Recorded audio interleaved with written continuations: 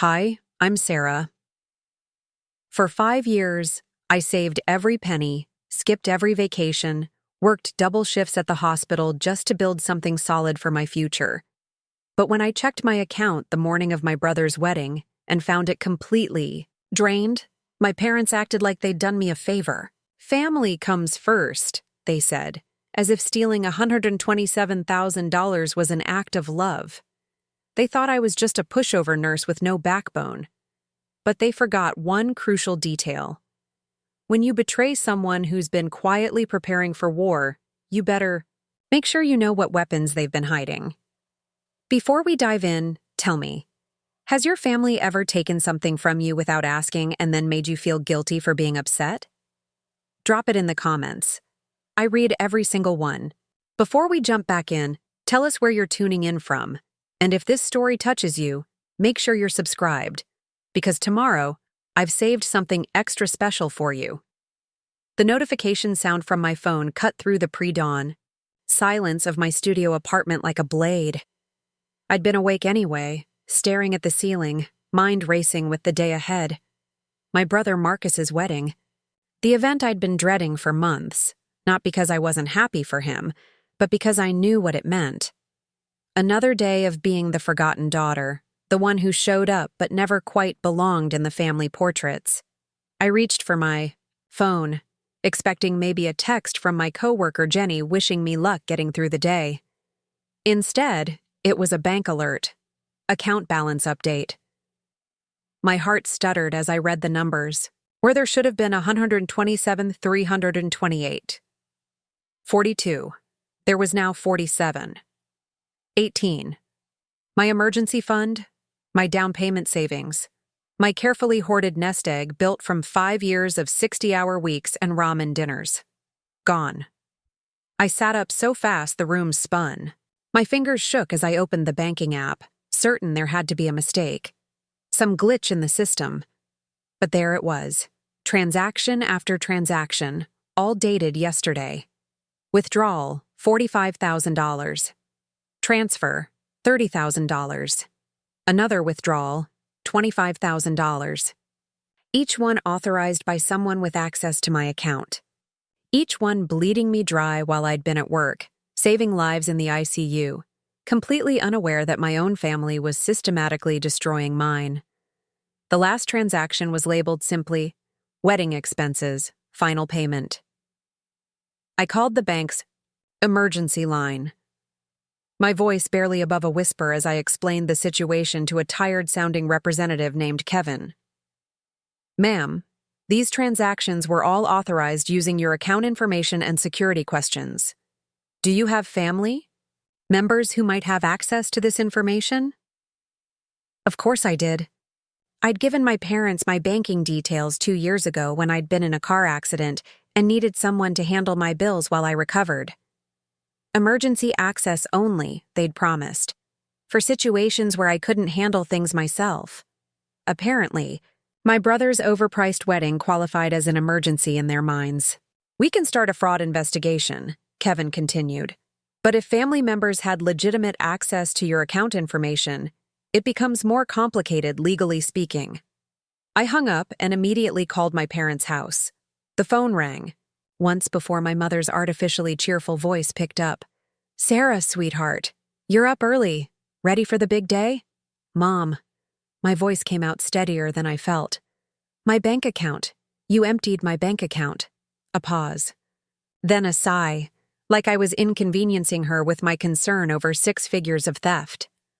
Oh, honey, we were going to tell you this morning. Marcus needed help with the final payments. And you know how tight things have been since your father's. Hours got cut at the plant. You stole my money. We borrowed it, she corrected, that sharp edge creeping into her tone that I remembered from childhood arguments. Family helps family, Sarah. You of all people should understand that. You make good money at the hospital, you'll bounce back. This is Marcus's one special day. I sat there in my tiny apartment, surrounded by the secondhand furniture I'd bought because I was saving for something better, wearing scrubs that still smelled like antiseptic from my last shift, and tried to process the casual way she'd dismissed the theft of my entire financial security. How did you even access my account? You gave us the information when you were hurt. We kept it for emergencies. Her voice softened into that manipulative tone I knew so well. Sarah, this is an emergency. The venue threatened to cancel everything yesterday. The caterer wanted full payment up front. Marcus was beside himself. You know how sensitive he gets. Sensitive. That was the family code word for Marcus's explosive temper tantrums that we'd all learned to tiptoe around. The same tantrums that had gotten him out of chores as a kid, out of paying for college because he wasn't good with financial stress, and apparently now out of paying for his own wedding. I had plans for that money.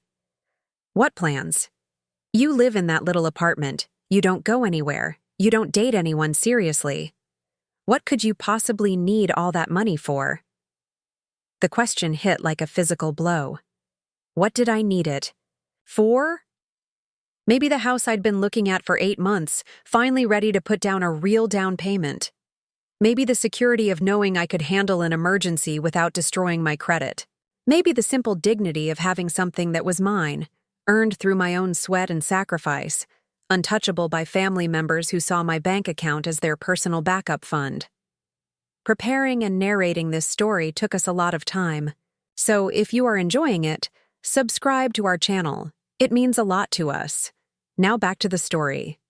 I need to get ready for work, I lied. The wedding starts at 4. Don't be late. And Sarah, wear something nice. Not those awful black dresses. You're always in. This is a celebration. She hung up before I could respond. I sat there holding the phone, staring at my banking app, watching the numbers that represented 5 years of my life reduced to less than $50. In 8 hours, I was expected to show up and smile and celebrate while wearing something nice that I now couldn't afford to replace if it got damaged. I called in sick to work, which I'd never done for anything short of being hospitalized. Then I drove to the bank branch, hoping that speaking to someone in person might yield different results than the phone call. The manager, a middle-aged woman with kind eyes and an apologetic smile, confirmed what I already knew. Without filing a police report against my parents for fraud, there was little recourse for recovering the money. I know this is difficult, she said, sliding a tissue box across her desk. Family financial disputes are always complicated, but you do have options. You could pursue civil litigation, or as I mentioned, if you're comfortable filing criminal charges. I couldn't imagine sitting in a courtroom, explaining to a judge that my parents had stolen my life savings to pay for my brother's wedding. The humiliation would be almost worse than the theft itself. Almost. By noon, I'd made a decision that surprised even me. I wasn't going to hide in my apartment feeling sorry for myself. I was going to that wedding. I was going to look my parents in the eye and let them see exactly what their emergency borrowing had cost me. And maybe, just maybe, I'd find a way to make them understand that some prices are too high to pay, even for family loyalty. I spent the afternoon getting ready with the kind of meticulous care usually reserved for job interviews or court appearances. I chose my one good black dress, the one my mother always criticized as too severe, and paired it with heels that made me 3 inches taller and significantly more intimidating. I did my makeup with the precision I usually reserved for particularly difficult medical procedures, applied red lipstick like war paint, and pulled my hair back in a style that meant business. Looking in the mirror, I didn't see the accommodating daughter who'd always bent over backward to keep peace in the family. I saw a woman who'd just learned exactly how little her sacrifices had meant to the people who were supposed to love her most. And for the first time in years, that woman looked ready for a fight. The venue was a restored plantation house about an hour outside the city, all white columns and manicured gardens that probably cost more per day than I made in a month. I parked between a BMW and a Mercedes, my 10-year-old Honda Civic looking appropriately out of place among the wedding guests' luxury vehicles. The irony wasn't lost on me that I was likely the only person in attendance who'd actually paid for the privilege of being there. Inside, the foyer buzzed with well-dressed relatives and family friends, champagne glasses already in hand despite the ceremony not starting for another hour. I recognized most of the faces from family gatherings over the years, the aunts and uncles and cousins who always asked what I was doing with my life as if working in healthcare was somehow less impressive than Marcus's career in insurance sales. My cousin Rita spotted me first, her face lighting up with the kind of enthusiasm that immediately put me on guard. Rita had always been the family gossip, the one who knew everyone's business and delighted in sharing it. "Sarah, oh my God, you look amazing, very professional, very serious." She air-kissed both my cheeks, leaving a faint trace of expensive perfume. "I heard you really came through for Marcus with the wedding expenses. So generous of you." I felt my smile freeze in place. "Did you now? Your mom was just telling everyone how you insisted on helping out when things got tight. She's so proud of how successful you've become." Rita leaned in conspiratorially. "Between you and me, I think it's wonderful that you're finally participating more in family events. You've always been so independent." Independent. Another family code word, this one meaning selfish for not automatically prioritizing everyone else's needs above my own. I was beginning to realize just how much coded language my family used to reshape reality into something more palatable. "Excuse me," I said, extracting myself from Rita's perfumed embrace. "I need to find the ladies' room." I navigated through the crowd, nodding politely at family members who acknowledged me with the kind of vague recognition usually reserved for distant acquaintances. Nobody seemed particularly interested in actually talking to me, which was fine. I wasn't here to make small talk. I found my parents near the bar, holding court with a small group of relatives. My father looked uncomfortable in his rented tuxedo, tugging at the collar like it was strangling him. My mother, on the other hand, looked radiant in a navy blue dress that probably cost more than my monthly rent. She was animated, gesturing with her champagne glass as she told some story that had everyone laughing. When she spotted me approaching, her face shifted into that practiced smile she wore at church functions and parent-teacher conferences. "Sarah, there's my beautiful daughter. Doesn't she look lovely, everyone?" The group turned to assess me, with the kind of polite attention given to a moderately interesting museum exhibit. I received a chorus of compliments that felt more obligatory than genuine, the social lubrication that kept family gatherings running smoothly. "We need to talk," I said quietly to my parents. My father's eyes darted nervously between my face and his drink. My mother's smile never wavered. "Of course, sweetheart. But maybe after the ceremony? This is Marcus's big day, and we want everything to be perfect." "Actually, I think we should talk now." Something in my tone must have penetrated her maternal deflection shields because her smile finally flickered. "Well, I suppose we could step outside for just a moment." We found a relatively quiet corner of the venue's wraparound porch, far enough from the main celebration to speak freely but close enough that we could still hear the sounds of pre-ceremony festivities. My parents positioned themselves like they were facing a hostile witness, my mother slightly in front, my father hanging back like he was hoping to avoid the conversation entirely.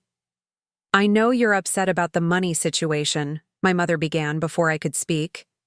"But you have to understand, we were desperate. Marcus came to us in tears yesterday, saying the whole wedding might be canceled. What were we supposed to do?" "You were supposed to not steal from me." "We didn't steal anything," she snapped, her composure cracking slightly. "We used money that was available to help family in crisis. That's what family does." "That's what you do," I corrected. "That's what you've always done. You take from me to give to Marcus because you've decided his feelings matter more than my security." My father finally spoke up, his voice barely above a mumble. "It's just money, Sarah. You can make more." Just money. 5 years of working holidays and overtime shifts, of choosing generic groceries and secondhand clothes, of saying no to every social invitation that cost more than $20. Just money that represented every sacrifice I'd made to build something stable in a life that had never felt particularly stable. It was my house down payment. They both went quiet. My mother's face shifted through several emotions before settling on defensive anger.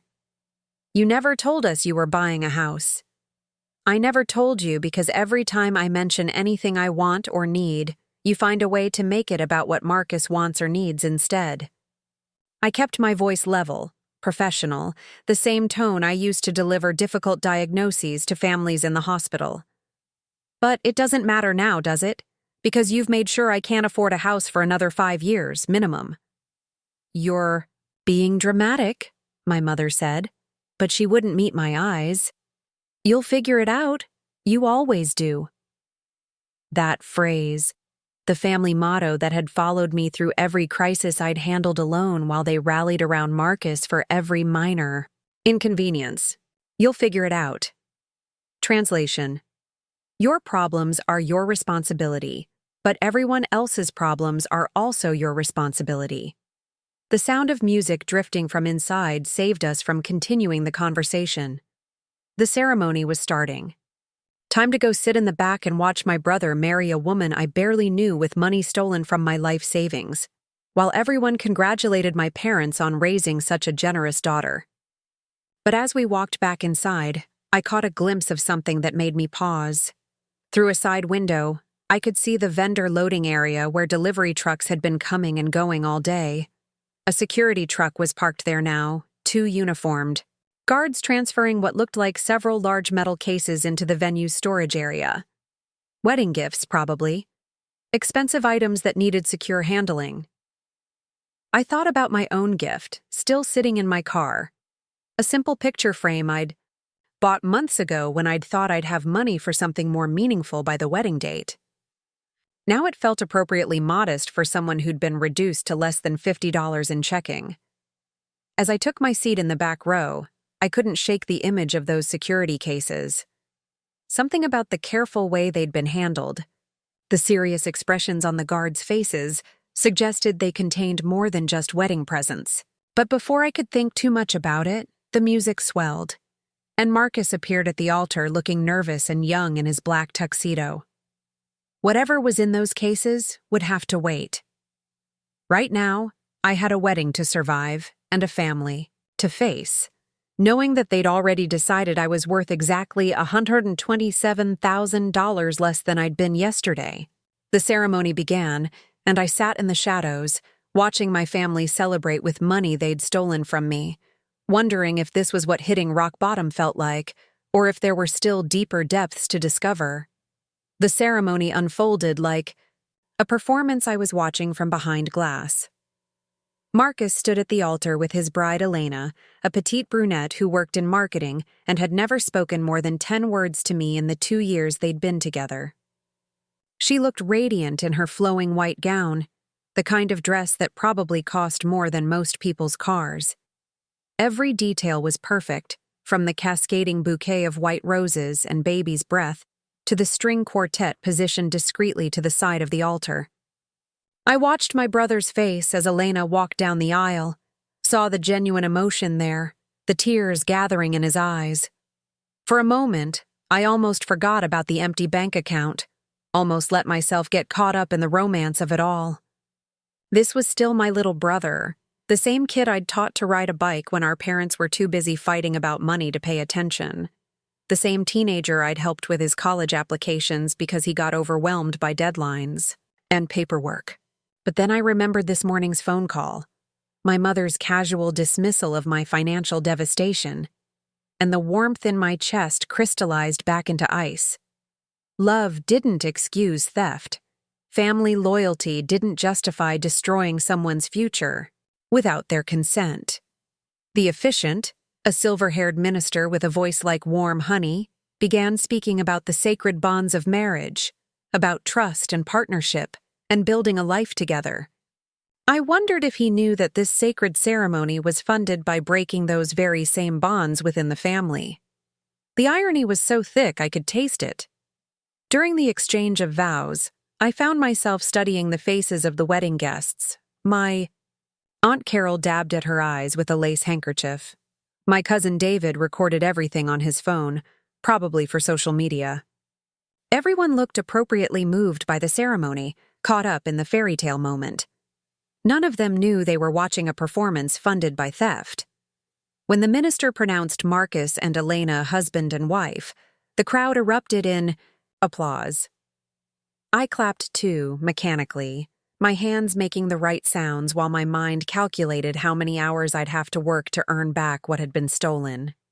At my current salary, assuming I could somehow live on nothing but air and good intentions, it would take approximately 3 years to rebuild my savings. 3 years of my life, stolen in a single day for someone else's fairy tale.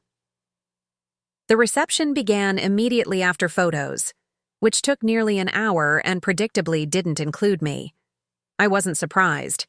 Family photos had always been about the nuclear unit, the parents and their golden child, with me hovering at the edges like an afterthought. It was actually a relief not to be called over to fake happiness for the camera. The ballroom had been transformed into something from a luxury magazine spread.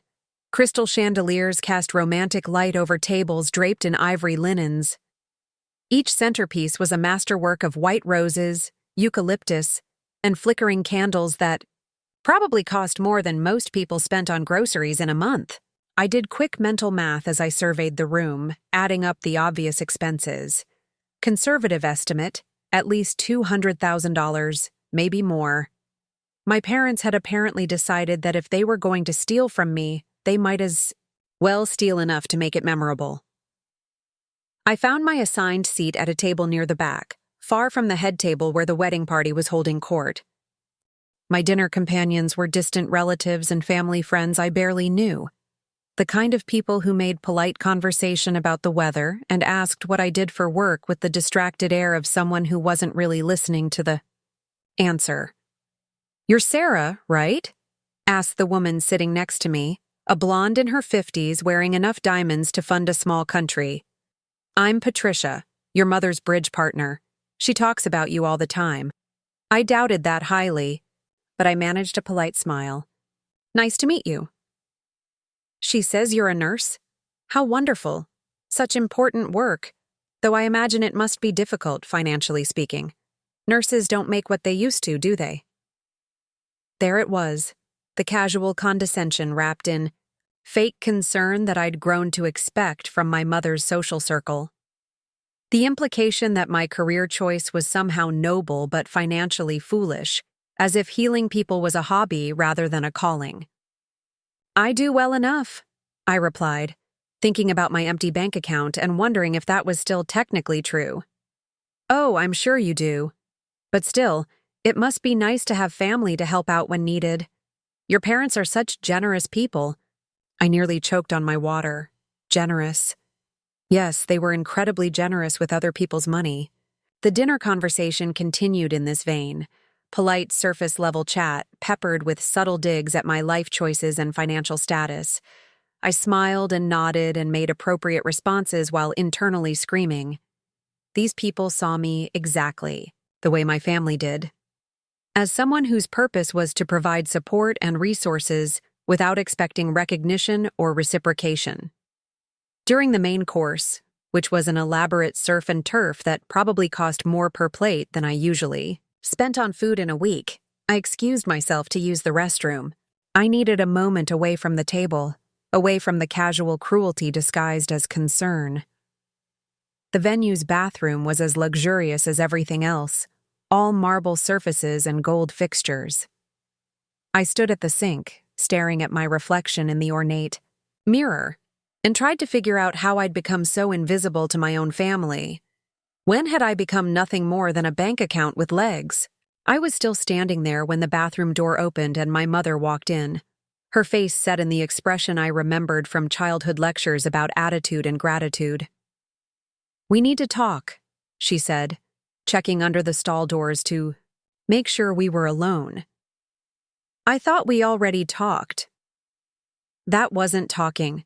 That was you being dramatic and selfish." She moved closer, her voice dropping to that dangerous whisper she used when she was trying to control her temper in public. "You're embarrassing us, Sarah. People are starting to notice that you're not participating in the celebration." "I'm here, aren't I?" "You're here with an attitude. You're sitting there like someone died instead of celebrating your brother's happiness." Her eyes were hard, calculating. "I know you're upset about the money, but you need to put that aside. For today. This is about family. This is about you stealing from me to pay for something you couldn't afford. We didn't steal anything. We used available family resources to handle a family emergency." She was using her reasonable voice now, the one that made me feel crazy for objecting to obviously unreasonable behavior. "Marcus needed help, and you were the only one in a position to provide it. I was in a position to provide it because I worked for it, because I saved for it, because I sacrificed for it. And now you're sacrificing for family, which is what good daughters do." She stepped closer, her voice getting sharper. "What were you planning to do with that money anyway? Buy some expensive house you'd rattle around in all alone? At least, this way it's going toward something meaningful." The words hit like a physical slap. My mother had just dismissed my dreams, my plans, my entire future as meaningless compared to my brother's wedding day. In her mind, my life was apparently so worthless that using my savings without permission was actually doing me a favor. I worked 60-hour weeks for 5 years to save that money. And Marcus has been working hard too. His job isn't easy, and planning a wedding is incredibly stressful. He deserved to have one perfect day without worrying about money. What about my perfect days? What about the day I buy my first house? Or the day I feel financially secure enough to take a real vacation? Or the day I don't have to choose between fixing my car and paying rent? My mother's face shifted into that patient expression she wore when she thought I was being irrational. "You'll have those days, Sarah. You're young, you're healthy, you have a good job. Money comes and goes, but family is forever. Unless you're me, apparently. Then family is something that takes everything you have and tells you to be grateful for the opportunity to give." She was quiet for a long moment, studying my face like she was seeing me for the first time. When she spoke again, her voice was colder than I'd ever heard it. "You know what your problem is, Sarah? You've always been selfish. Even as a child, you couldn't just be happy for other people. Everything had to be about you, what you wanted, what you needed. Marcus has always been generous, always thinking about others first. Marcus has always had you thinking about him first. There's a difference. He's getting married today. He's starting a new life with the woman he loves. And instead of being happy for him, you're sulking about money like a spoiled child." I looked at my mother, really looked at her, and saw a stranger. This woman who'd raised me, who'd taught me to work hard and be responsible and think about others, was standing in a luxury bathroom telling me I was selfish for objecting to the theft of my life savings. The cognitive dissonance was staggering. "I'm not sulking," I said quietly. "I'm grieving." Grieving what? The family I thought I had. The parents I thought raised me to believe that hard work and responsibility mattered. The brother I thought would never hurt me this badly. Something flickered across her face, maybe surprise, maybe guilt. But it was gone so quickly I might have imagined it. "You're being dramatic." "I'm being honest. For the first time in years, I'm being completely honest about how this family works." I moved toward the door, then paused. "And you know what? I'm done pretending it's normal." I left her standing there and returned to the reception, but something fundamental had shifted inside me. The grief was real, but underneath it was something else, something that felt like steel being forged in fire. I wasn't just sad anymore. I was angry, and more than that, I was determined. Back at my table, the conversation had moved on to discussing the venue and how beautiful everything looked. Patricia was gushing about the flowers, the music, the food, the absolute perfection of every detail. "Your parents really outdid themselves," she said to me.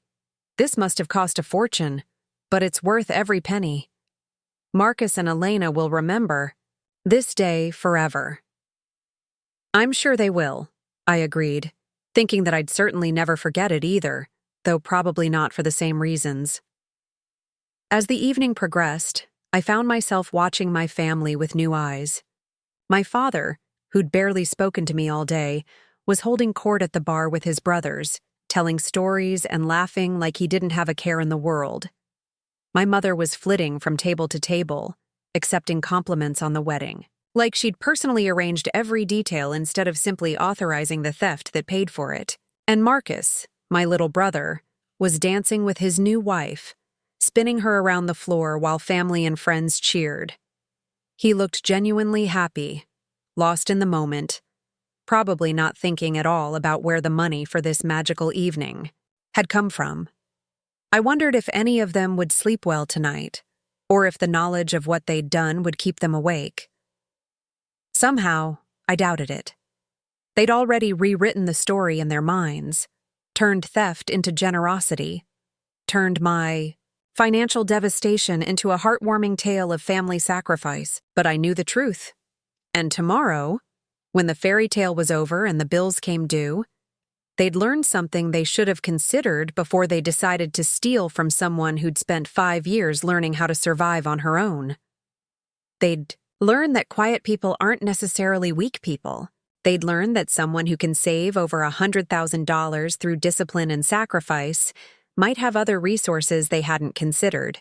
And most importantly, they'd learn that when you betray someone who's been preparing for the worst her entire life, you better make sure you know exactly what kind of contingency plans she's been making. The band was playing a slow song now, and couples were swaying together on the dance floor. I sat alone at my table, sipping champagne I hadn't paid for, surrounded by luxury I'd unknowingly funded, and began planning what came next. The reception was winding down when I noticed the commotion near the gift table. Elena's maid of honor, a sharp-eyed woman named Jessica who worked in event planning, was frantically searching through boxes and envelopes with increasing desperation.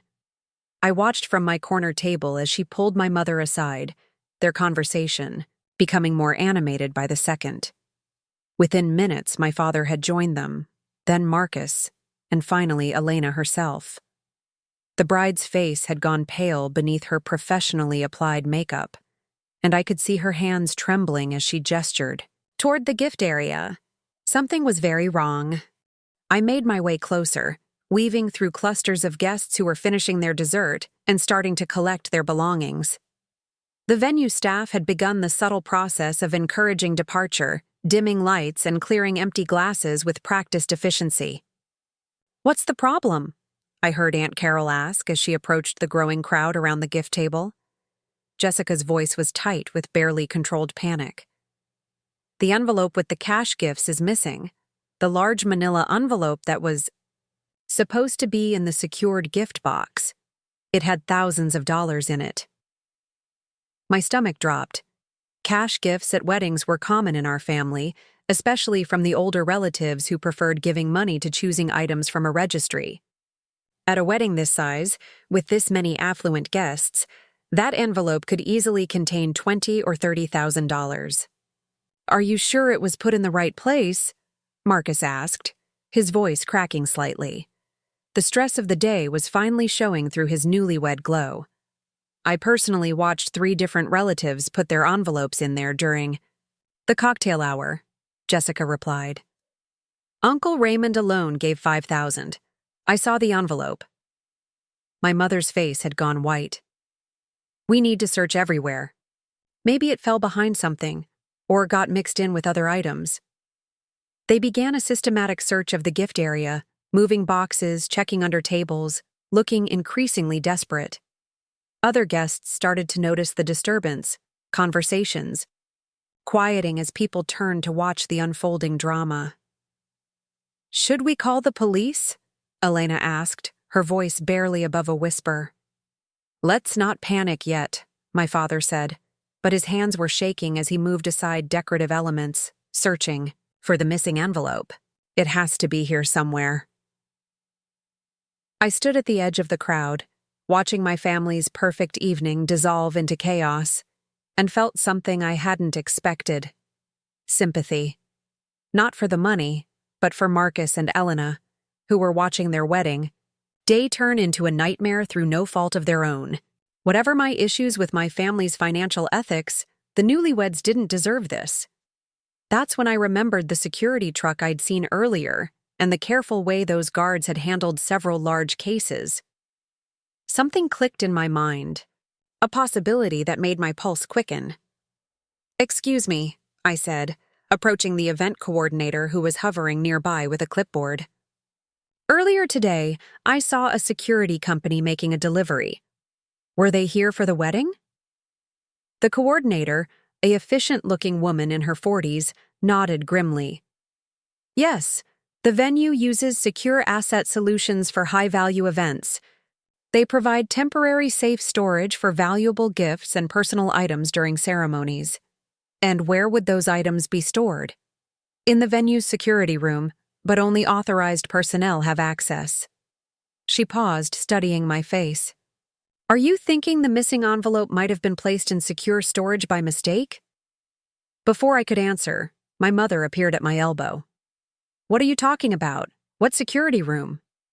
The coordinator explained about the secure storage service, and I watched my mother's face cycle through confusion, hope, and then something that looked almost like suspicion as her eyes settled on me. "How did you know about this?" she asked. "I saw the security truck earlier and wondered what it was for." I kept my voice neutral, but I could feel the weight of her stare. "It's probably worth checking." The coordinator made a phone call, and within minutes, a security guard appeared, with a set of keys. He led our small group through a series of corridors to a reinforced door marked "Authorized Personnel Only." The security room was smaller than I'd expected, with several locked metal cabinets along one wall and a large safe in the corner. The guard consulted his paperwork and began opening specific storage units. "We had several items secured today," he explained. "Wedding gifts, personal valuables, some items from the bridal party." He opened one cabinet and withdrew several boxes and envelopes. "Could any of these be what you're looking for?" Elena gasped and pointed to a large manila envelope near the back of the cabinet. "That's it! That's Uncle Raymond's envelope. I'd recognize his handwriting anywhere." The guard checked his log. This was turned in around 3 o'clock by venue staff. Apparently someone had left it unattended near the bar, and they secured it for safekeeping. The relief on everyone's faces was palpable. Marcus actually laughed, the sound slightly hysterical with stress release. Elena clutched the envelope to her chest like it contained the crown jewels. But as we prepared to leave the security room, the guard held up a hand.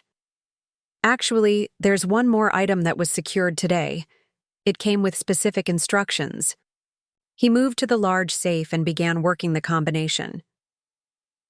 "Someone requested that this only be opened in the presence of the entire Reynolds family." My blood turned to ice water. The Reynolds family, my family. Someone had put something in that safe specifically for us. "Who made this request?" my father asked, his voice tight. The guard consulted his paperwork again. "A Sarah Reynolds. She came by earlier today during the ceremony setup." All eyes turned to me. My mother's face was a mask of confusion and growing anger. "Sarah, what is this about?" I hadn't put anything in that safe. I'd barely left my seat during the entire reception except for bathroom breaks and my brief conversation with my mother. But as the guard opened the safe and withdrew a large metal document box, I had a terrible suspicion about what was inside. The box was old but well-maintained, the kind used for storing important papers. There was a brass nameplate on the front that I couldn't read from where I stood, but something about it looked familiar. "There's a note attached," the guard said, handing me a sealed envelope with my name written on it in handwriting I recognized immediately. My grandmother's handwriting. With trembling fingers, I opened the envelope and read the note inside, written in Gran's careful script. My dearest Sarah, if you're reading this, it means the family has once again taken from you what was never theirs to take. I've been watching them treat you like their personal bank for years, and I've been preparing for this day. In this box, you'll find documents that will explain exactly where the Reynolds family money really came from and why you have every right to it. I've also included some items that will help you understand your true value to this family. Don't let them make you feel guilty for protecting yourself. You are worth more than they have ever acknowledged. With all my love and respect, Gran. I looked up to find my entire family staring at me with expressions ranging from confusion to dread. The security guard handed me the metal box, and I could feel the weight of whatever secrets my grandmother had left for me. "What does the note say?" my mother asked, her voice barely controlled. I folded the letter and put it back in its envelope. "It says Gran left something for me." "What kind of something?" Marcus asked, his newfound happiness already clouding with worry. I set the box on a nearby table and lifted the lid. Inside were dozens of documents, neatly organized in folders with labels written in my grandmother's meticulous handwriting. The top folder was marked, Family Financial History, The Truth. I opened it and began reading the first document. A letter from my grandmother to her lawyer, dated 6 months before her death. As I read, my hands began to shake, not with fear, but with a growing sense of vindication that felt like sunlight breaking through storm clouds. "Sarah, what is it?" Elena asked, her voice gentle with concern. I looked up at my family, these people who had spent my entire life making me feel like I was lucky to be included, like my contributions were optional extras rather than essential support, and I realized that my grandmother, the one person who had always seen my worth, had left me the ultimate gift, the truth. "It's proof," I said quietly, "of where the Reynolds family money actually came from." According to the documents, my grandmother had been the sole owner of a successful textile business that she'd built from nothing in the 1960s. When she married my grandfather, she'd put his name on the business papers for social acceptability, but she'd retained sole ownership through a series of legal documents that my family apparently knew nothing about. More importantly, when the business was sold in the 1980s, the proceeds had gone into a trust fund that was supposed to provide for her descendants' education and major life purchases. A trust fund that my parents had been drawing from for years to support Marcus's various endeavors, apparently believing it was family money they were entitled to use. But the trust had specific conditions.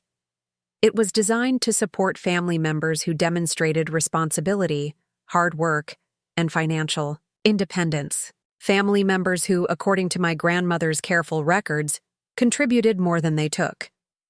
There was only one family member who met those criteria: me.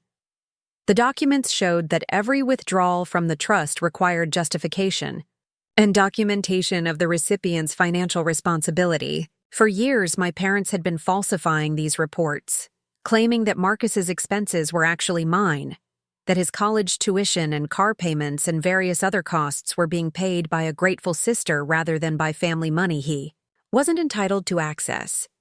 They'd been using my good credit, my steady employment, and my responsible financial history to justify giving Marcus money that was never meant for him. But the most shocking document was at the bottom of the folder. My grandmother's will, the real one, not the simplified version that had been read at her funeral.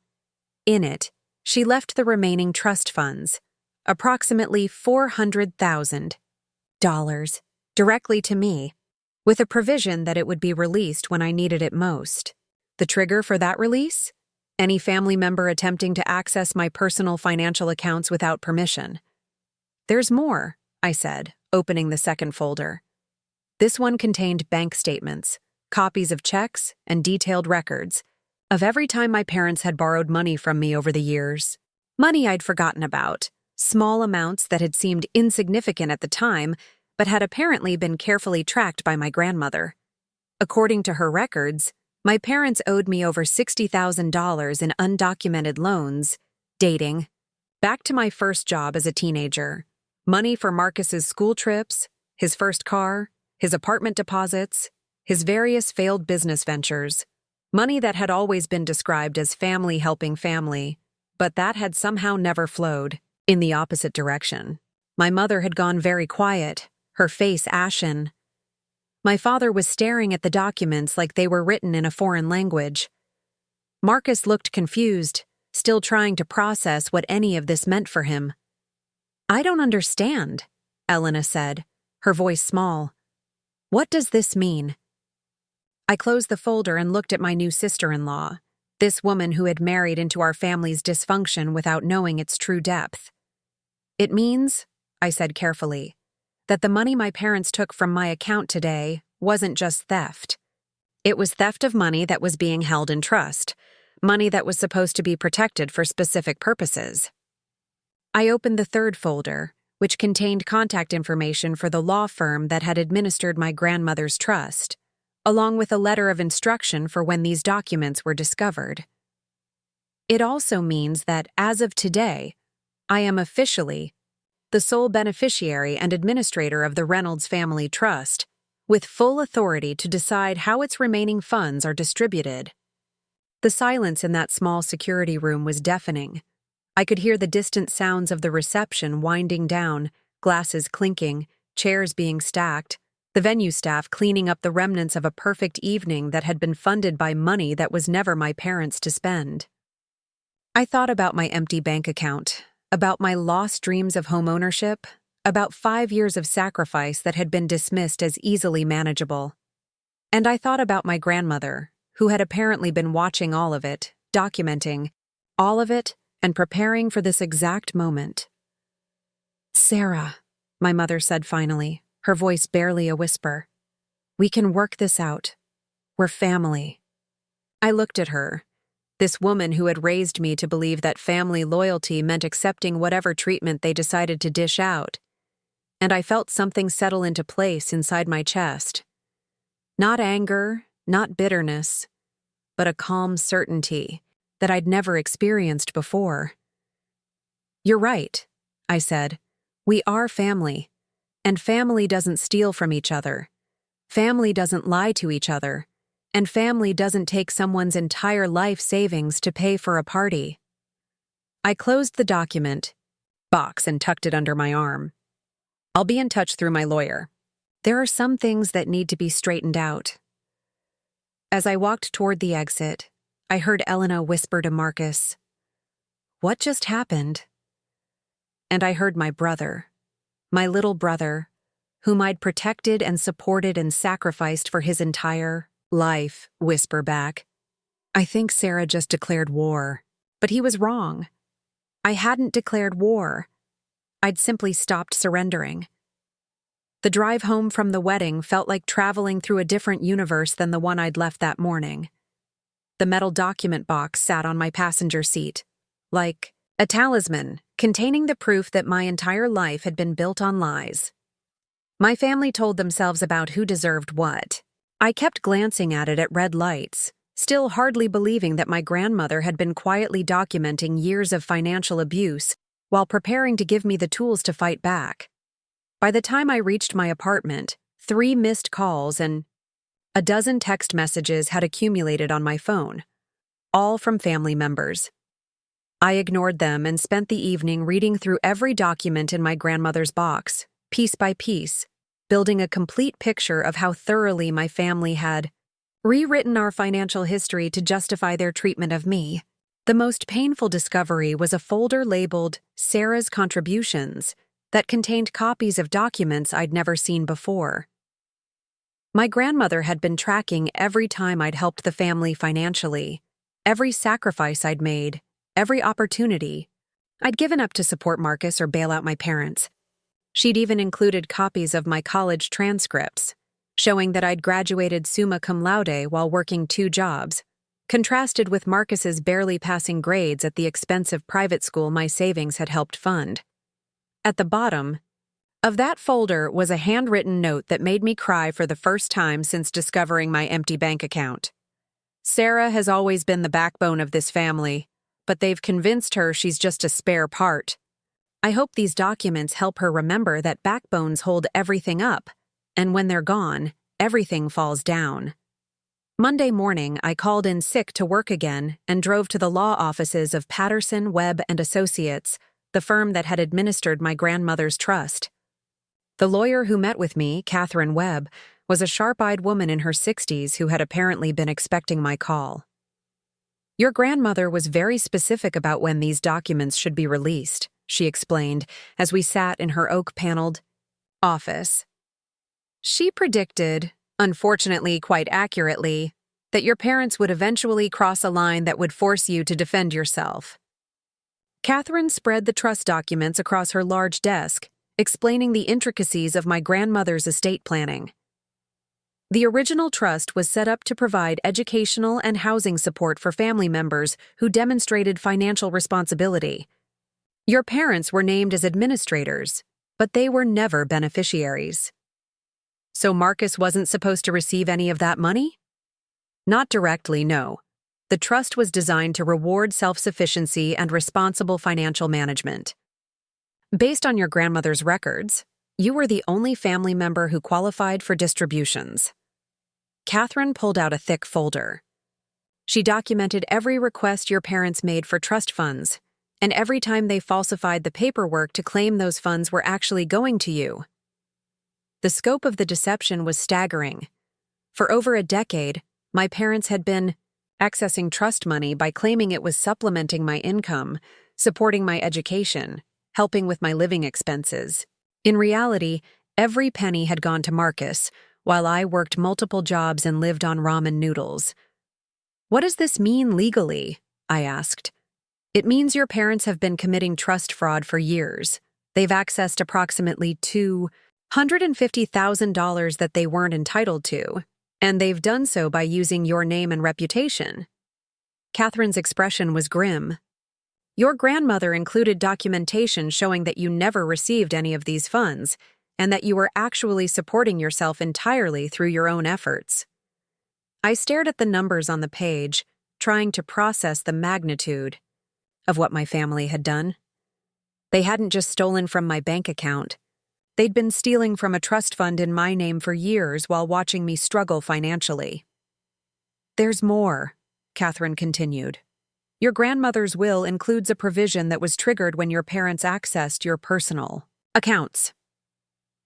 As of today, you are the sole beneficiary of the remaining trust funds, and you have the authority to demand repayment of all fraudulently accessed money. How much are we talking about?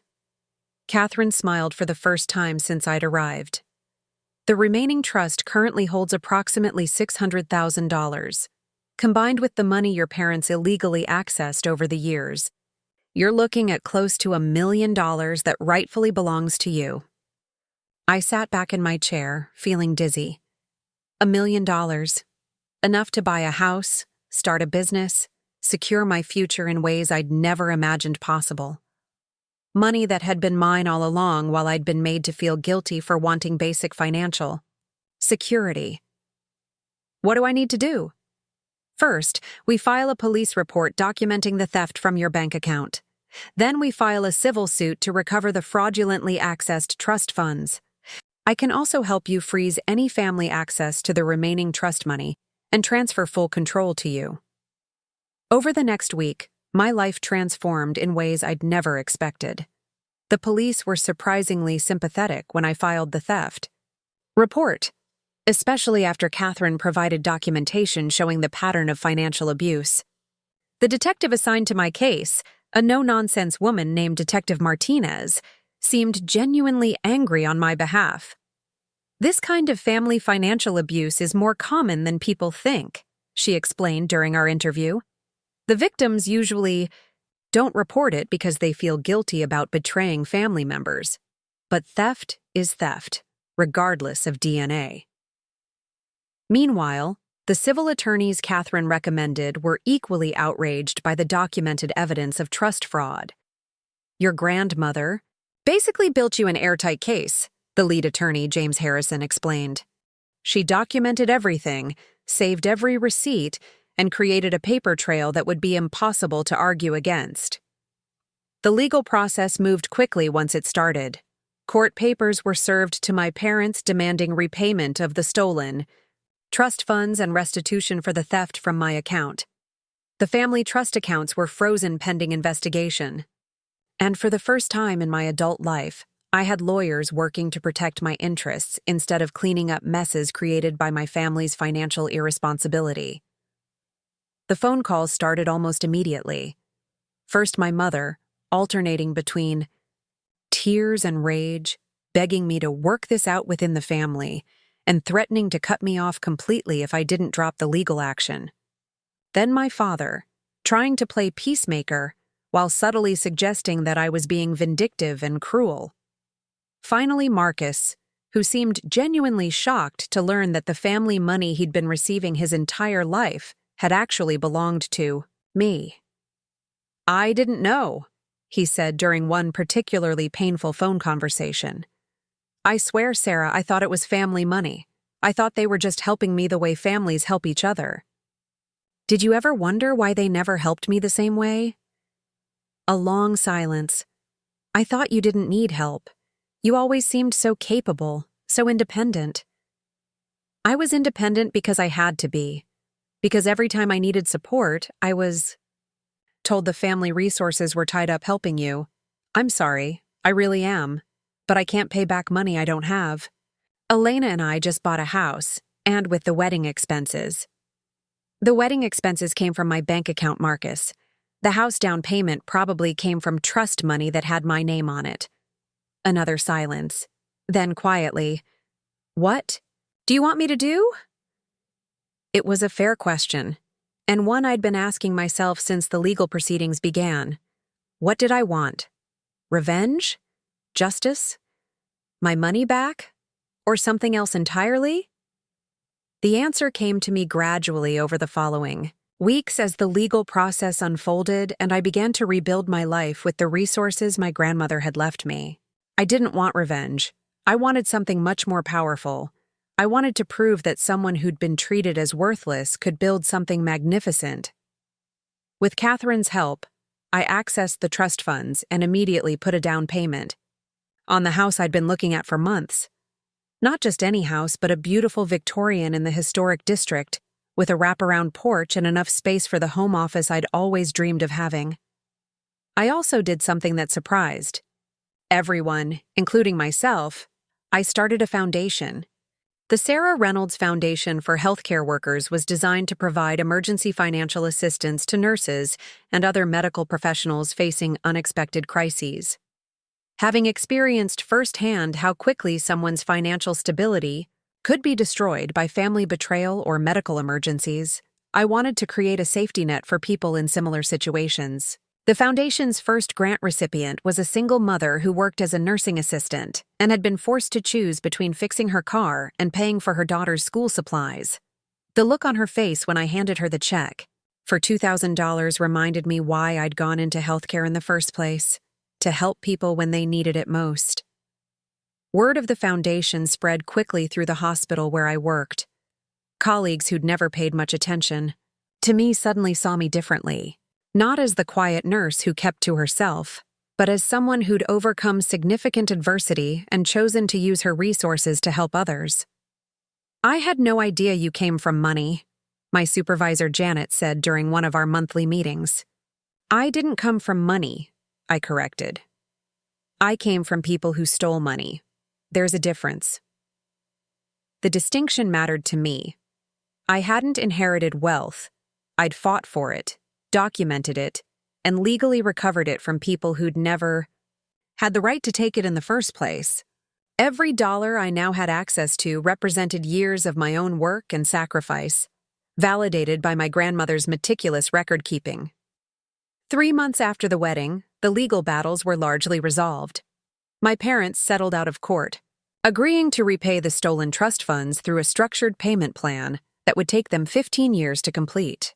They also signed documents acknowledging their fraudulent access to trust money and agreeing to have no further contact with me unless I initiated it.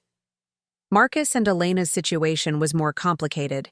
They'd purchased their house and paid for, Their wedding using money that legally belonged to me, but they genuinely hadn't known about the fraud. After consulting with my attorneys, I agreed to a settlement that allowed them to keep their house in exchange for a formal acknowledgement of the debt and a payment plan that would take them 20 years to complete. "Why are you being so generous?" Catherine asked when I explained my decision. "Because I want to break the cycle," I said. "My family taught me that love comes with impossible conditions and that support always has strings attached. I want to prove that it's possible to hold people accountable while still choosing compassion over cruelty." The real transformation, though, wasn't in my bank account or my legal victories. It was in how I saw myself and my place in the world. For the first time in my life, I understood that I wasn't responsible for fixing everyone else's problems, that my worth wasn't measured by how much I could give or how little I needed. I started saying no to requests that didn't align with my values. I began setting boundaries with colleagues who assumed I'd cover their shifts or take on their responsibilities. I stopped apologizing for taking up space or having needs or expecting basic respect from the people in my life. 6 months after the wedding, I hosted a housewarming party in my new home. The guest list was small but meaningful. Colleagues who'd become real friends, neighbors who'd welcomed me to the area, and a few people I'd met through the foundation work. My family wasn't invited, not out of spite, but because I'd learned to surround myself with people who valued what I brought to their lives rather than what they could take from me. As I stood on my wraparound porch, watching people who genuinely cared about me enjoy the home I'd worked so hard to achieve, I thought about my grandmother and the incredible gift she'd given me. Not just the money, though, that had certainly changed my life, but the proof that someone had been watching, someone had been keeping score, someone had seen my worth even when I couldn't see it myself. The foundation had grown beyond anything I'd initially imagined. We'd helped dozens of healthcare workers weather financial crises, and I'd started speaking at conferences about financial abuse and recovery. My story resonated with people who'd experienced similar dynamics in their own families, and I'd begun to understand that my experience, while painful, had given me a unique platform to help others. Detective Martinez had been right. Family financial abuse was more common than most people realized. But recovery was possible, especially when victims had the resources and support to fight back. My grandmother had given me those resources, but the strength to use them had come from somewhere deeper, from a part of myself that had been there all along, waiting for permission to fight back. Standing in my beautiful home, surrounded by people who saw my value, I finally understood what my grandmother had been trying to tell me in all those carefully preserved documents. I wasn't a spare part or a backup plan or a convenient source of funding for other people's dreams. I was the backbone. And backbones don't break under pressure. They learn to stand straighter, support more weight, and prove that some foundations are strong enough to build entire new worlds upon. The girl, who'd once felt invisible at family gatherings, had become a woman who knew her own worth and wasn't afraid to demand it from the world. And that transformation, more than any legal victory or financial recovery, was the real inheritance my grandmother had left me. The knowledge that I deserved better, and the tools to build it for myself. 1 year after the wedding that changed everything. I was sitting in the boardroom of Children's Memorial Hospital, presenting the Sarah Reynolds Foundation's proposal for a comprehensive financial wellness program for healthcare workers. The hospital's board of directors listened intently as I outlined our plan to provide not just emergency assistance, but financial education, debt counseling, and long-term planning services for their staff. We've seen a 40% reduction in financial stress-related turnover at the 3 hospitals where we've already implemented this program, I explained, clicking through the presentation slides that showed real data, real impact, real lives. Changed. When healthcare workers feel financially secure, they can focus entirely on patient care instead of worrying about their next paycheck. Dr. Patricia Henley, the hospital's chief of staff, leaned forward. "This is impressive work, Sarah. I had no idea you'd built something this comprehensive in such a short time." A year ago, that comment might have stung. The implication that she hadn't expected much from me, that my capabilities had been invisible, until they produced something undeniably substantial. Now, I simply smiled and continued with my presentation. The foundation has helped over 300 healthcare workers this year, but more importantly, we've created a model that other organizations can replicate. Financial abuse and exploitation doesn't just happen in families. It happens in workplaces, in relationships, in communities where people are taught that asking for fair treatment is somehow selfish. After the presentation, as board members discussed implementation details and funding commitments, I stepped outside onto the hospital's rooftop garden. The city stretched out below me, thousands of lights representing thousands of lives, thousands of stories, thousands of people working to build something meaningful despite whatever obstacles they'd faced. My phone buzzed with a text from Dr. Jennifer Walsh, a colleague who'd become one of my closest friends over the past year. "How did the presentation go? Ready to celebrate another victory?" I smiled as I typed back. "They approved the program. Dinner to celebrate?" But as I was putting my phone away, another message came through, this one from an unknown number. "Sarah, this is Elena. Could we talk? It's important."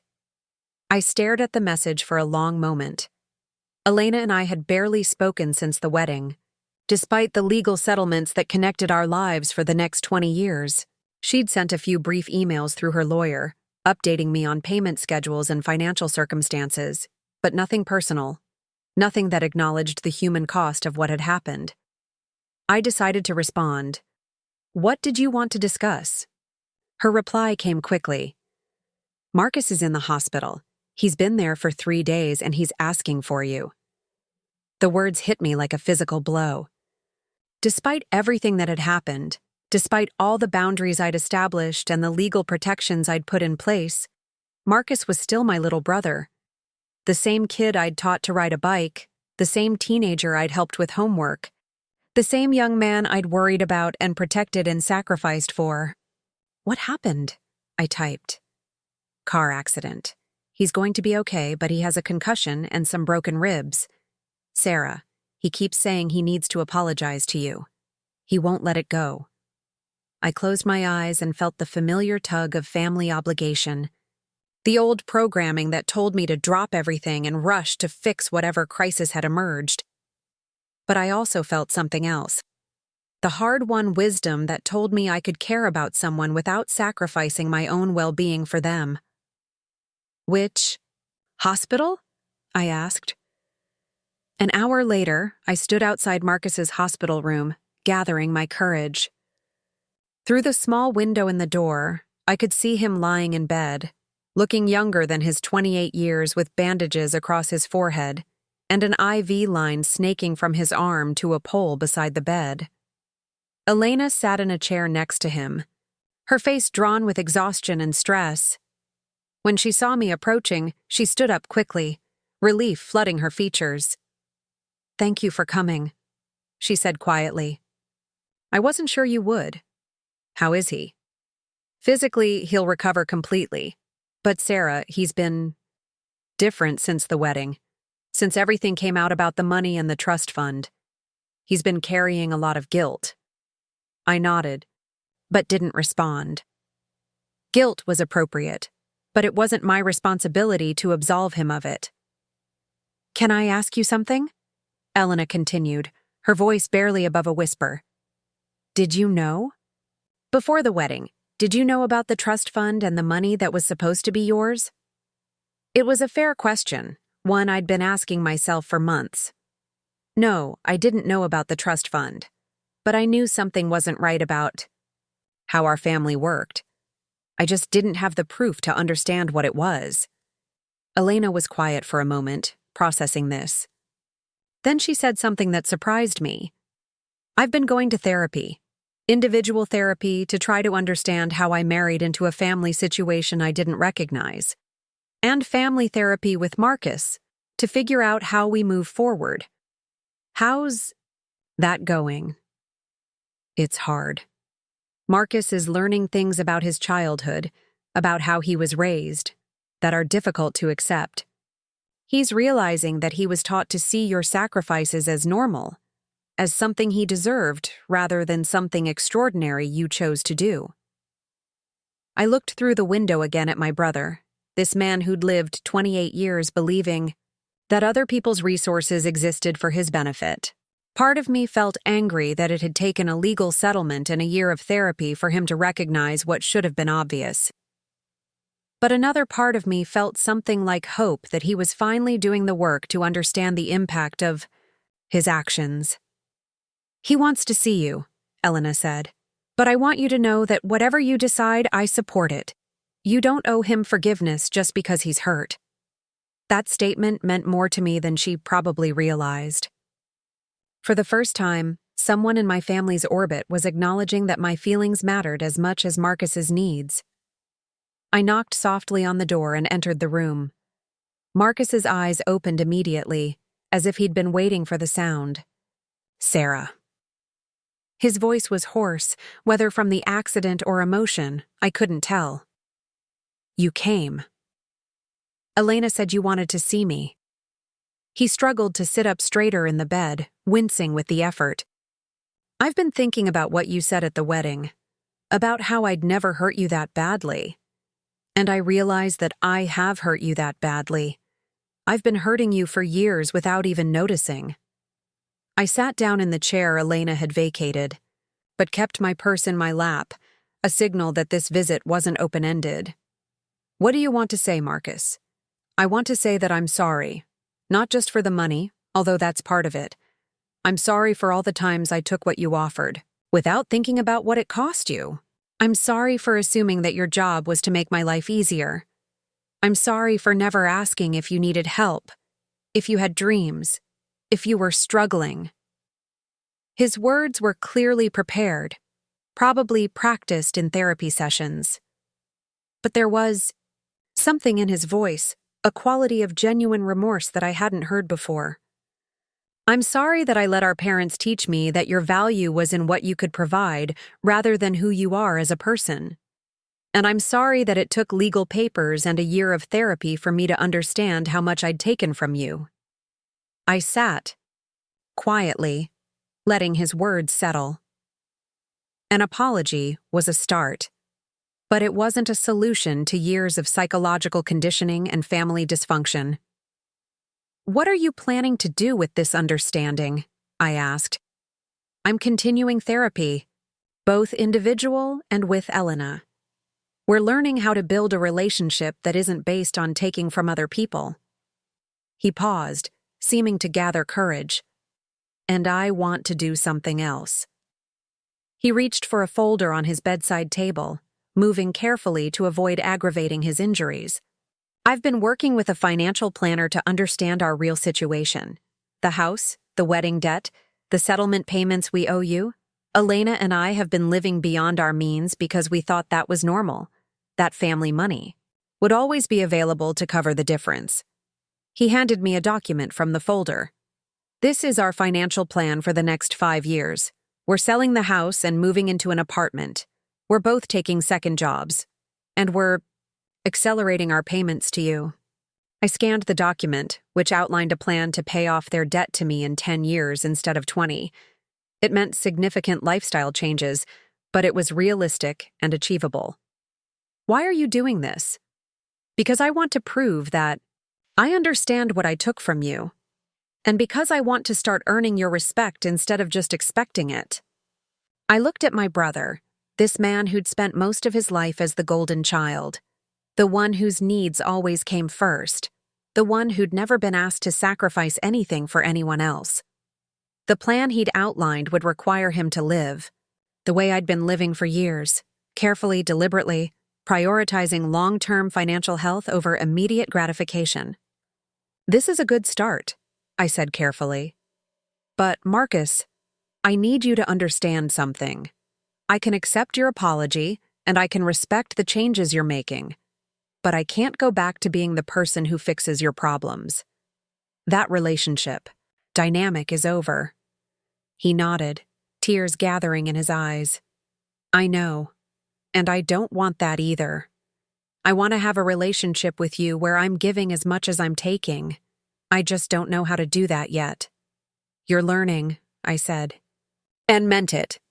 The fact that you recognize the problem is more progress than our family has made in decades. Over the next hour, we talked more honestly than we had since we were children. Marcus told me about the therapy sessions where he'd had to confront the reality of how he'd been raised, how he'd been taught to see me as a resource rather than a person. I told him about the foundation, about the work I was doing to help other people recover from financial abuse, about the life I was building based on my own values rather than family expectations. When I finally got ready to leave, Marcus reached for my hand. Sarah, I know I don't have the right to ask this, but is there any chance we could try to rebuild some kind of relationship? Not the old one, where you gave and I took, but something new? I considered his question carefully. A year ago, I might have said yes immediately, desperate to restore family connection at any cost. Now I had the luxury of choice, the security that came from knowing I could survive and thrive without family approval. Maybe, I said finally, but it would have to be on different terms. It would have to be a relationship between equals, where both of our needs matter. I'd like that, he said quietly. I'd like to get to know my sister as a person instead of as a bank account. As I drove home from the hospital, I thought about the conversation and what it meant for my future. Forgiveness wasn't something that happened in a single moment or conversation. It was a process, one that required sustained effort and genuine change from everyone involved. But for the first time since the wedding, I felt something like hope that my family relationships didn't have to be defined entirely by the damage that had been done. People could change, relationships could evolve, and it was possible to honor the past while building something better for the future. The foundation work had taught me that recovery from financial abuse was rarely just about money. It was about rebuilding trust, establishing healthy boundaries, and learning to value yourself enough to demand better treatment from the world. Some people needed financial resources to escape abusive situations. Others needed therapy, legal, support, or simply someone who believed their story and validated their experience. But everyone needed the same thing I'd needed: proof that they were worth more than they'd been told, and tools to build a life that reflected their true value. My phone rang as I pulled into my driveway. It was Dr. Walsh, calling to hear about the hospital presentation. They approved the program, I told her as I sat in my car, looking at the beautiful home I'd fought so hard to achieve. Full implementation, starting next month. That's fantastic. You're changing lives, Sarah. Do you realize that? I did realize it, and that knowledge filled me with a sense of purpose I'd never experienced before. Not just the satisfaction of helping individuals, but the deeper fulfillment that came from transforming my own pain into something that could prevent others from experiencing the same damage. I'm learning that sometimes the worst things that happen to us can become the foundation for the most meaningful work we'll ever do, I said. Speaking of meaningful work, Dr. Walsh said, I got a call today from the National Nurses Association.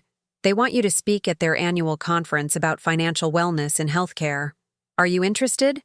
I looked at my house, thought about the foundation that was changing lives across multiple states, considered the brother who was finally learning to see me as a person worth respecting, and felt the deep satisfaction that came from building a life based on my own values, rather than other people's expectations.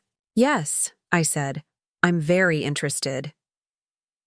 As I walked up the steps to my front porch, I thought about my grandmother and the incredible gift she'd given me.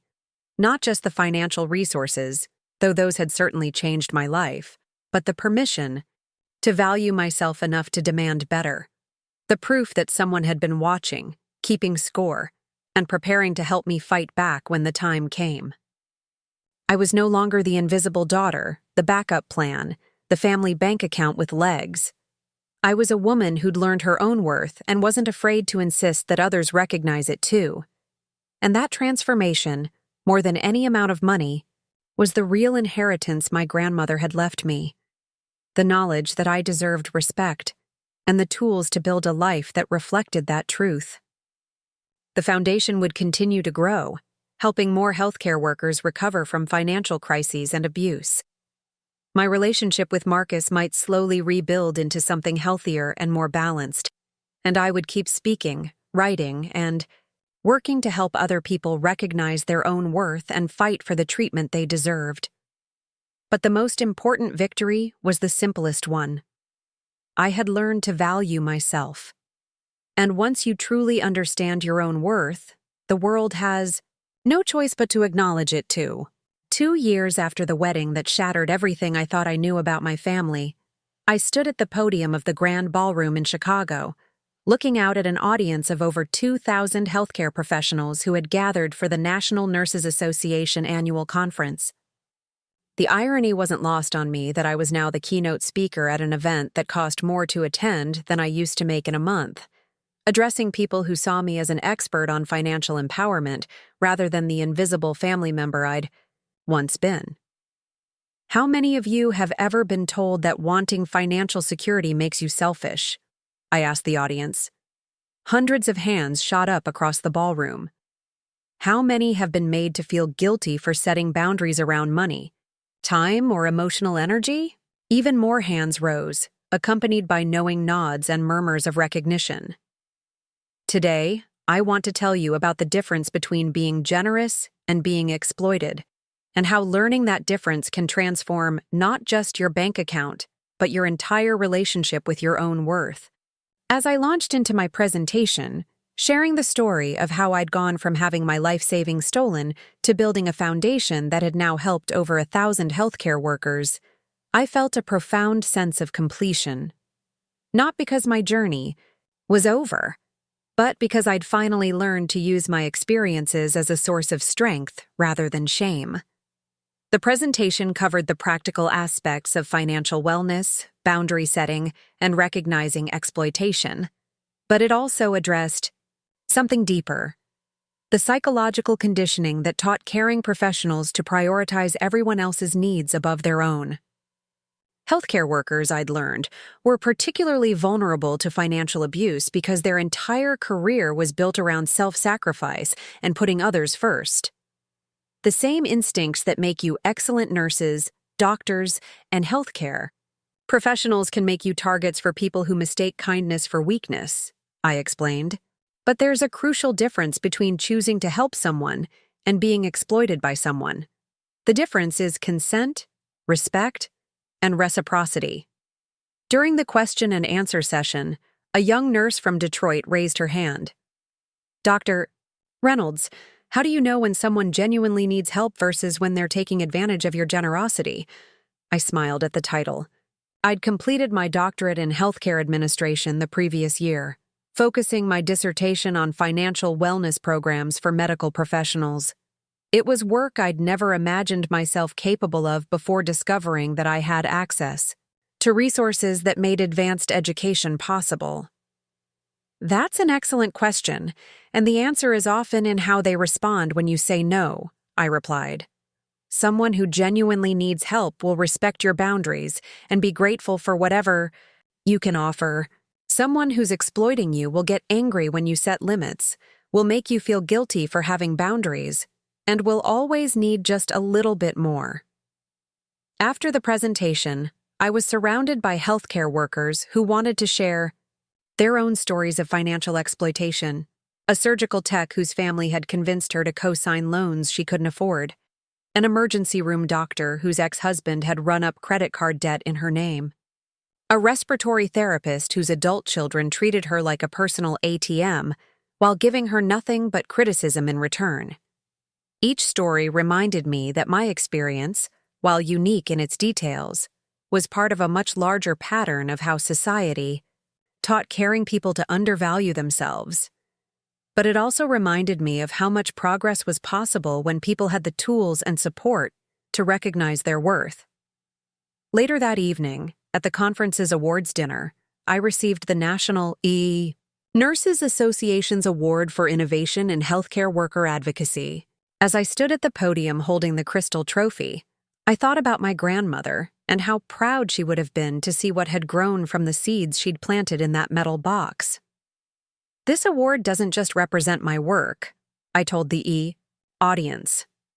It represents every healthcare worker who has learned to value themselves enough to demand better treatment from their employers, their families, and their communities.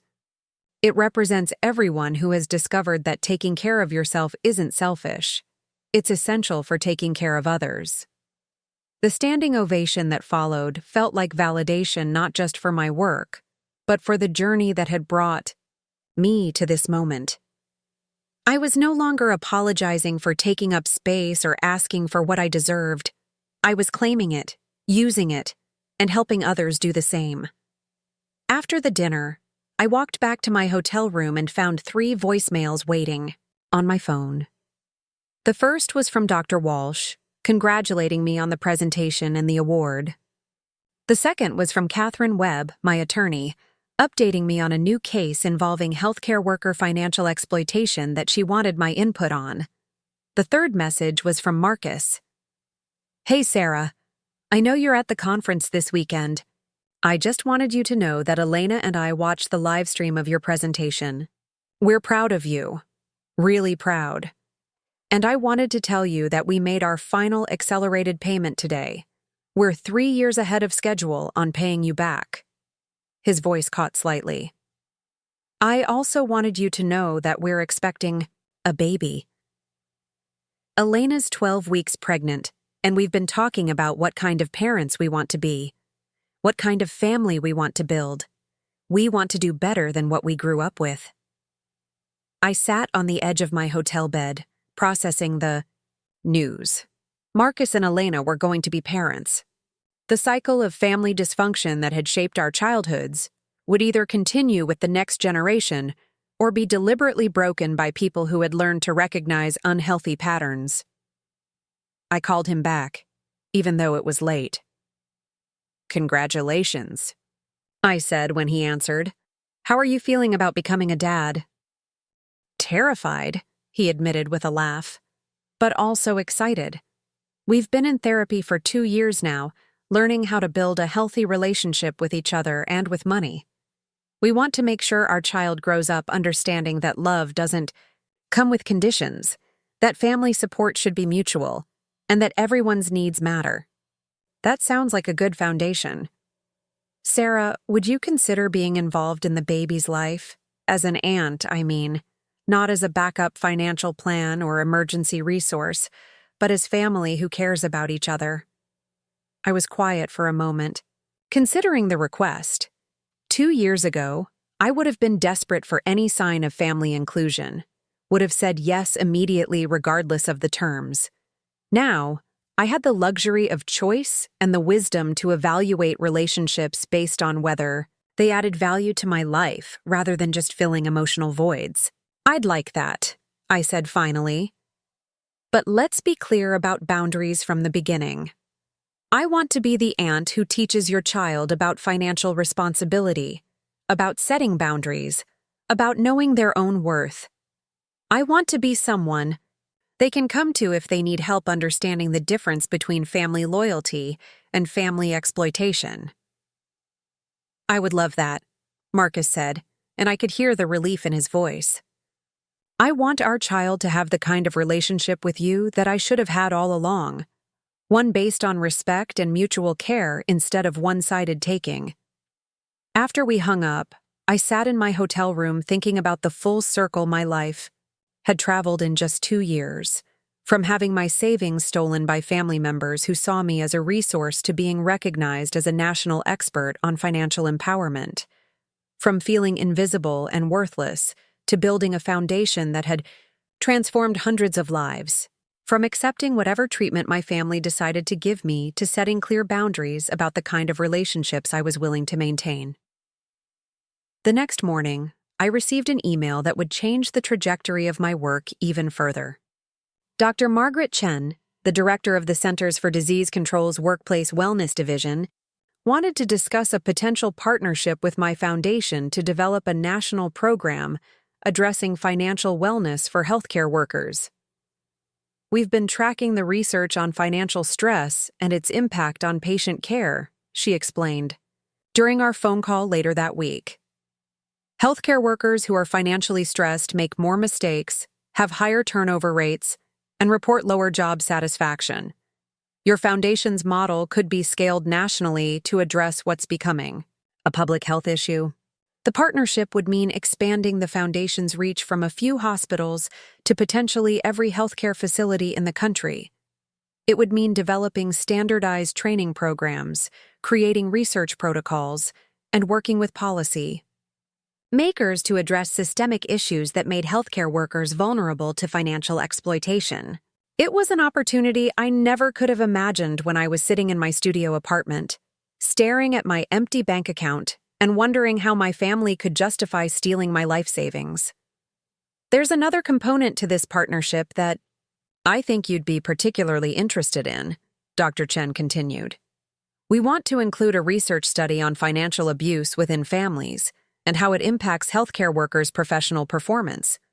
Your personal experience combined with your academic credentials makes you uniquely qualified to lead this research. The idea of turning my most painful experiences into research that could help prevent others from suffering similar abuse felt like the ultimate transformation of trauma into purpose. Not just helping individuals recover from financial exploitation, but potentially changing systems and policies to prevent it from happening in the first place. Over the following months, my life became a whirlwind of travel, presentations, and program development. The CDC partnership moved forward rapidly, with pilot programs launching in 12 states. The research study on family financial abuse attracted participants from across the country, healthcare workers who had never before had a forum to discuss how family exploitation affected their professional lives. The preliminary findings were staggering. Nearly 40% of healthcare workers reported some form of family financial exploitation, ranging from forced co-signing of loans to outright theft of savings accounts. Most had never reported the abuse or sought help because they felt ashamed or believed that family loyalty required them to accept whatever treatment they received. But the research also showed something hopeful. Healthcare workers who participated in financial wellness programs and learned to set appropriate boundaries showed significant improvements in job performance, job satisfaction, and overall mental health. Learning to value yourself, it turned out, had measurable benefits that extended far beyond personal relationships. One particularly meaningful moment came during a program implementation visit to a hospital in rural Montana. I was conducting a training session for nursing staff when a young nurse named Rebecca approached me afterward. "Dr. Reynolds, I just wanted to thank you," she said quietly. "Last month, my parents asked me to co-sign a loan for my brother's business. Before your program, I would have said yes automatically, even though I knew he'd never pay it back. But I remembered what you said about the difference between helping and enabling, and I said no." How did they respond?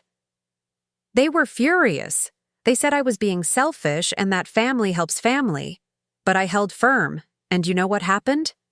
My brother found another way to finance his business, one that didn't put my credit at risk. It turned out he didn't actually need my co-signature. He just wanted the security of knowing someone else would be responsible if he failed. Rebecca's story was one of hundreds I heard as the program expanded. Healthcare workers who had learned to recognize exploitation, set boundaries, and value their own financial security. People who had discovered that saying no to unreasonable requests didn't make them bad family members. It made them healthy family members. The foundation had also evolved beyond financial assistance to include educational programs, support, groups, and advocacy work. We'd partnered with law schools to provide legal clinics for healthcare workers dealing with financial exploitation. We'd worked with professional organizations to develop ethical guidelines around family financial relationships. We'd even lobbied for legislative changes that would make certain types of family financial abuse easier to prosecute. But perhaps the most rewarding aspect of the work was the individual transformations I witnessed. Healthcare workers who went from feeling powerless and exploited to becoming advocates for themselves and others.